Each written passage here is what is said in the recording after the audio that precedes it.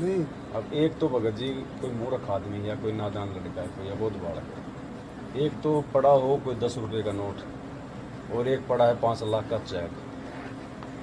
अब उस बच्चे की बुद्धि कितना काम कर रही है, उसको तो कागज समझ के छोड़ देगा वो 10 रुपए का नोट खबर वो 200 रुपये मिल गया, जबकि बराबर में 5 लाख का चेक भी पड़ा है। तो मैनेजमेंट वालों की जो बुद्धि है केवल दाढ़ी मूंछ वाली फोटो कैटेगरी की, ये भगवान कबीर जी प्रगट दिवस मनाओ, और वो 5 लाख को चेक वीडियो बिल्कुल सिंपल सिंपल बिल्कुल चौखोटो है, इनको ध्यान को नहीं कि 5 लाख रुपया ये इनको परमात्मा सत्य है भगत जी। और कई बात अब आगे जाके तो पता नहीं लोग इन बातों को गुरु जी के जाने के बाद तो सत्य मानेंगे या नहीं मानेंगे, ये तो बात की बात है। कौन सी बातें?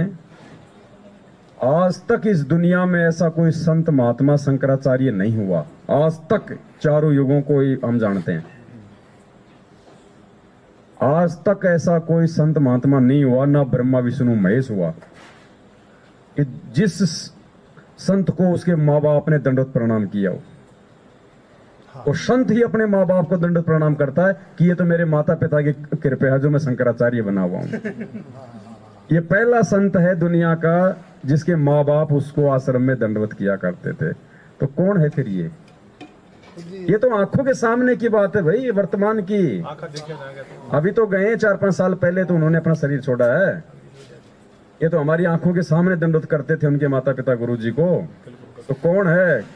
क्या इस दुनिया के किसी जीव का, किसी बेटे का ऐसा वो कलेजा है जो अपने माँ बाप को दंडवत करवा लेगा? है किसी में इतनी हिम्मत? आज प्रधानमंत्री तो नहीं करवा सकता अपनी माँ से दंडवत। ये परमात्मा है। ये चीजें भगत जी सामान्य नहीं है, इन पे विचार करेंगे तो हमारा ध्यान जाएगा कि ये कौन है धरती पे। एक चीज और है, दास थोड़ा फिर दिमाग से निकल जाती है। अब हमने ध्यान रखना भगत जी आगे, वैसे तो आगे से वैसे तो हमने जयकारे लगानी तो छोड़ दिए बाकी सबकी, खाली हम तो अपने गुरु जी का जयकारा लगाते हैं अकेले का, बाकी सर धाम और फलाना दिखाना सबकी। आगे से जो भक्ति बोध पुस्तक छुपेंगी उसमें से हम जो तीनों फोटो हैं वो भी हम हटा देंगे।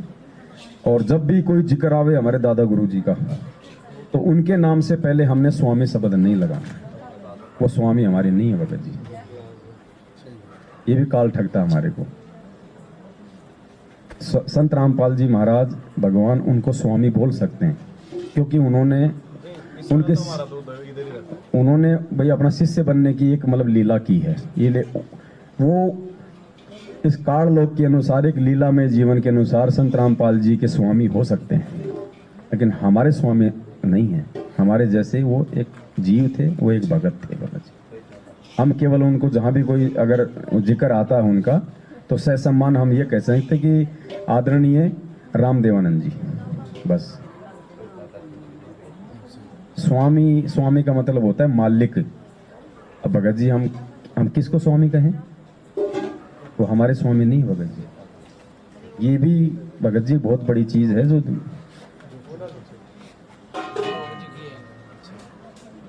क्योंकि आत्मा का स्वामी तो एक है भाई, हमको 2 स्वामी नहीं बना सकते। हमने तो दाढ़ी मूंछ वाला स्वामी छोड़ दिया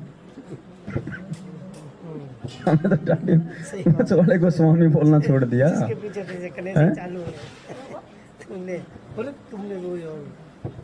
दाढ़ी मूंछ वाली फोटो हटा दी, ये क्या बोल दिया?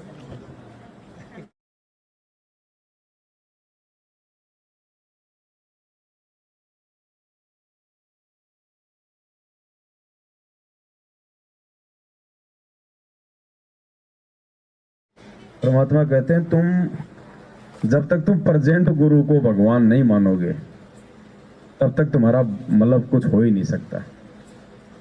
अरे आत्मा एक है ना भगत जी, अभी इसके अंदर दो घुसी हुई हैं। अगर आत्मा एक है तो उसका पति भी एक ही है। सुकरात था जो बहुत बड़ा दार्शनिक हुआ है, सुकरात को जहर देके क्यों मारा गया?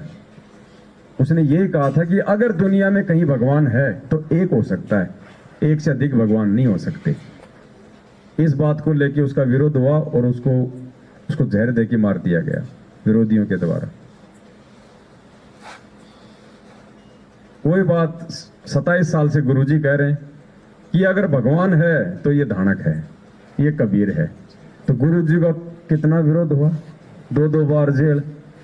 अब हम क्या कह रहे हैं, अगर वर्तमान में कोई भगवान है तो ये संत रामपाल जी भगवान है। तो देख लो आप और हमारे लग रहे हैं लट हैं? ये पहचान है भगत जी, ये पहचान है। गुरु संघर्ष कर रहा, चेला मौज कर रहा, जिंदगी में पार नहीं हो सकता। गुरु वाले लक्षण आपके साथ भी होंगे अगर आप अपने गुरु के रास्ते पे चल रहे हो तो।